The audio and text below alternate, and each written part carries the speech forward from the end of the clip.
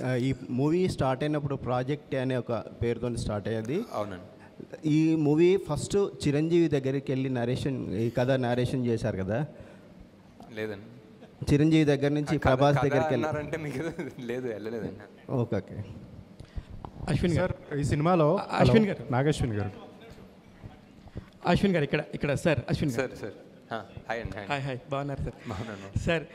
2014లో 15లో అలాగా మిమ్మల్ని చూసినప్పుడు ఈ ప్రపంచ స్థాయి సినిమాకి మా నాగశ్విన్ కూడా ఉంటాడని చెప్పేసి మేము అనుకోలేదు సార్. నిజంగా ప్రౌడ్ ఆఫ్ యూ. మా రాజమౌళి గారు కాకుండా పక్కన ఇంకొక నాగశ్విన్ అనే చైర్ కూడా ఉండింది. ఇప్పుడు వెరీ ప్రౌడ్. ఎందుకంటే సినిమాని చూస్తున్నప్పుడు చిన్నపిల్లల్లాగా ఎంజాయ్ చేస్తున్న మనుషులు నేను చూశాను. 1-2-3 సార్లు చూస్తే కానీ ఆ ఎంజాయ్మెంట్ ఫీలింగ్ని ఓకే అమ్మాయి చూసేసామన్న ఫీల్ రావట్లేదు. ఎనీవే, దానికోసం first congratulations. Thank you sir. ఇకపోతే ఇప్పుడు మీరు తీసుకున్న క్యారెక్టర్స్లో కౌరవులు అనగానే మనకు ఆటోమేటిక్గా ఒక నెగిటివ్ ఫీలింగ్ ఉంటుంది. ఇప్పుడు మీరు చూపించిన 2 హీరో క్యారెక్టర్స్ కూడా, ఈవెన్ అమితాబ్ బచ్చన్ గారి క్యారెక్టర్ కానీ లేకపోతే కర్ణుడు క్యారెక్టర్లో ప్రభాస్ గారిని కూడా, ఈ 2 కూడా కౌరవులకు సపోర్ట్ చేసిన క్యారెక్టర్స్. వాళ్ళు యాజ్ ఇట్ ఈస్గా నెగిటివ్ పాయింట్ వైఫ్లో వెళ్తారు. మీరు అసలు అలా ఆలోచించినప్పుడు ఏ పాయింట్ని తీసుకొని వీళ్ళిద్దరిని హీరోలుగా పెట్టి తీద్దామనే ఆలోచన ఎలా వచ్చింది సార్? ఇకపోతే మీరు తీసిన మహానటి కూడా 40 సంవత్సరాల క్రితం చనిపోయిన వ్యక్తి తీసుకొని చేశారు. అదొక అద్భుతంగా అయింది. ఇప్పుడు కూడా మీరు చూస్తే కొన్ని వేల సంవత్సరాల క్రితం వెనకాల జరిగిన ద్వాపరయుగాన్ని మళ్ళీ ఇప్పుడు 800 సంవత్సరాల తర్వాత జరిగిపోయే కలియుగంలో జరగబోయే అంతాన్ని కూడా చూపించబోతున్నారు. ఎక్కడి నుంచి వస్తాయి ఈ థాట్స్? మీరు ఎట్లా స్టార్ట్ చేశారు అసలు ఫస్ట్? అంటే ఈ పర్టిక్యులర్ మూవీ ఐ థింక్ ఒక ఫస్ట్ టైం చూసి వాట్ ఎవర్ ఆ క్లైమాక్స్ అన్న ట్విస్ట్ అంటే ట్విస్ట్ అనుకోవచ్చు, అవన్నీ చూసిన తర్వాత రెండోసారి చూస్తున్నప్పుడు I feel it's almost a different film, new film. చాలా వేరే పర్స్పెక్టివ్తో చూస్తాం రెండోసారి. So I think it's definitely worth a second watch because for example ఆ కర్ణుడి యాంగిల్స్ చాలా ఉంటాయి. రెండోసారి చూస్తున్నప్పుడు యుల్ బి లైక్, ఓ ఇక్కడ ఒక టిట్ బిట్ ఉందా, అక్కడ ఒక టిట్ బిట్ ఉందా అలా కనిపిస్తాయి. దట్ ఈస్ అండ్ ఎక్కడి నుంచి వస్తాయి థాట్స్ అంటే తెలియదు సార్. అంటే మహానటిలో కూడా చూసుకుంటే చాలామంది క్యామియోస్ ఉంటారు.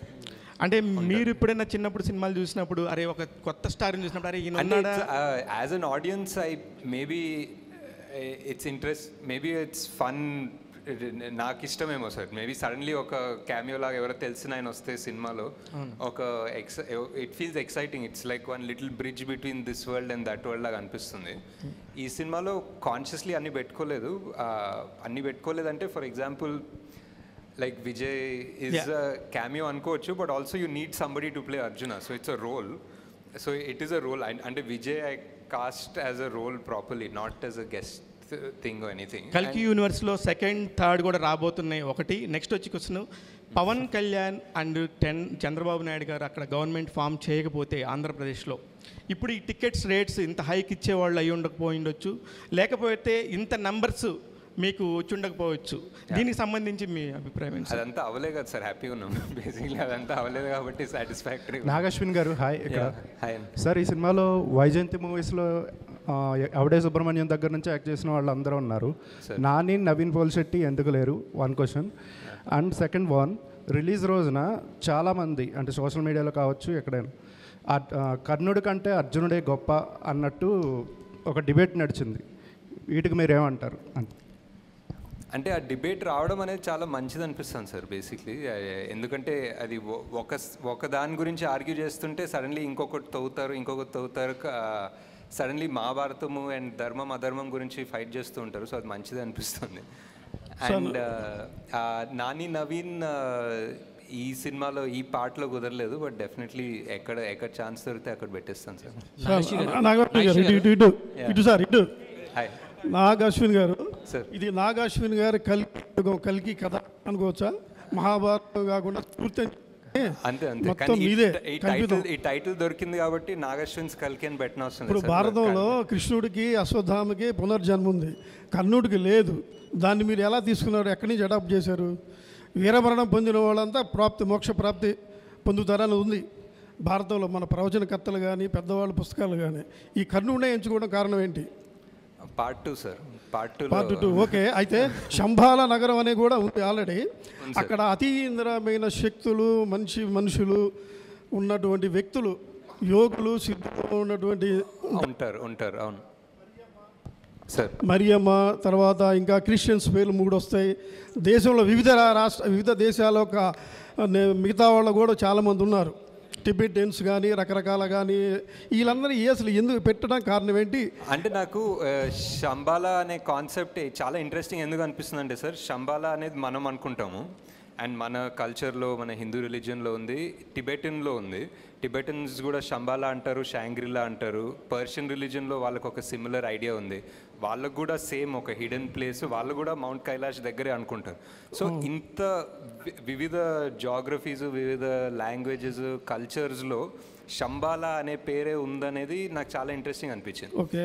అండ్ దాన్ని రీఇంటర్ప్రిట్ చేస్తే ఇప్పుడు సిద్ధులు ఆర్ జ్ఞానులు వాళ్ళందరూ ఓన్లీ ఒకే ప్లేస్ నుంచి చెందిన అవసరం లేదు కదా సార్, అన్నీ ఆల్ ఓవర్ ద వరల్డ్ నుంచి రావచ్చు. అండ్ నేను క్రియేట్ చేసిన వరల్డ్లో వాళ్ళందరినీ హంట్ చేస్తున్నారు, వాళ్ళందరినీ దేవుడు అనేది బ్యాన్ చేశారు ఆ వరల్డ్లో.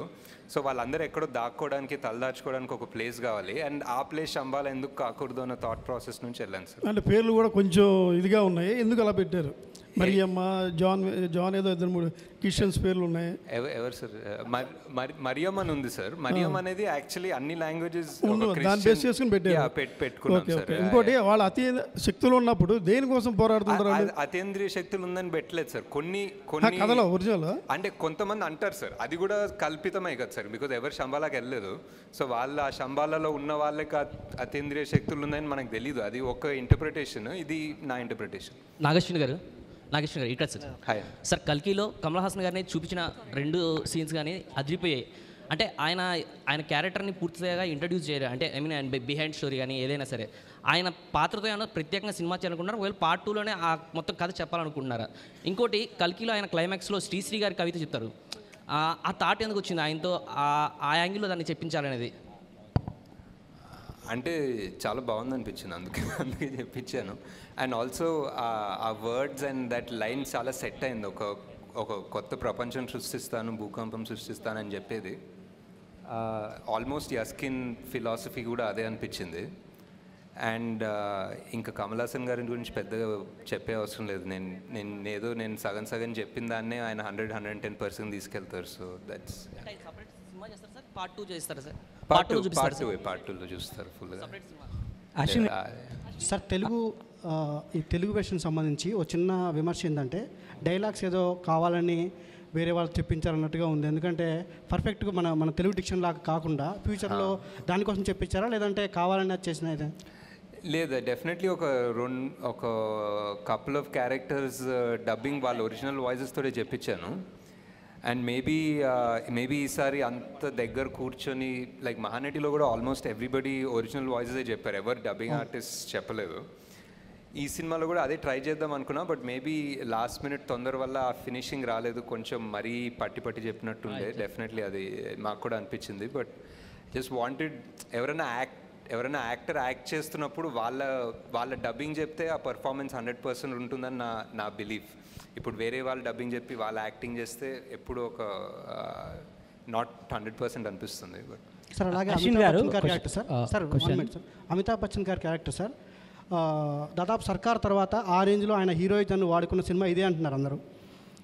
అయితే ఆ క్యారెక్టరేషన్ మీకు ఈ సినిమాలో ఒక స్థాయిలో ప్రభాస్ గారి కంటే కూడా ఎక్కువ అనిపిస్తుంది హీరోయిజం అమితాబ్ బచ్చన్ గారిది. అదే స్థాయిలో సెకండ్ పార్ట్లో కూడా ఉంటుందా? At the same time mythology part కొంచెం చూపించారు దీంట్లో, సెకండ్ పార్ట్లో కూడా అది ఉంటుందా మైథాలజీ అనేది? ఉంటుంది కదా సార్, ఇంకా ఇదే క్యారెక్టర్స్ కదా సెకండ్ పార్ట్కి వెళ్ళేవి. సో డెఫినెట్లీ కనెక్షన్ ఉంటుంది. అమితాబ్ బచ్చన్ గారి క్యారెక్టర్ ఎంతవరకు సెకండ్ పార్ట్లో ఉంటుంది?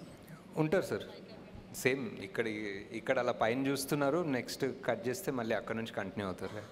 అశ్విన్ గారు, ఇది యాక్చువల్గా మీ ఫ్యామిలీకి సంబంధించిన క్వశ్చన్ అండి. ఓకే. ప్రియాంక దత్ గారిని మ్యారేజ్ చేసుకపోయి ఉంటే ఇంత పెద్ద ప్రాజెక్ట్ మీరు చేసి ఉండేవారా? ప్రాబ్లీ నాట్ సార్, యాక్చువల్లీ ఇంత ఫాస్ట్గా అయితే అయ్యేది కాదు సార్.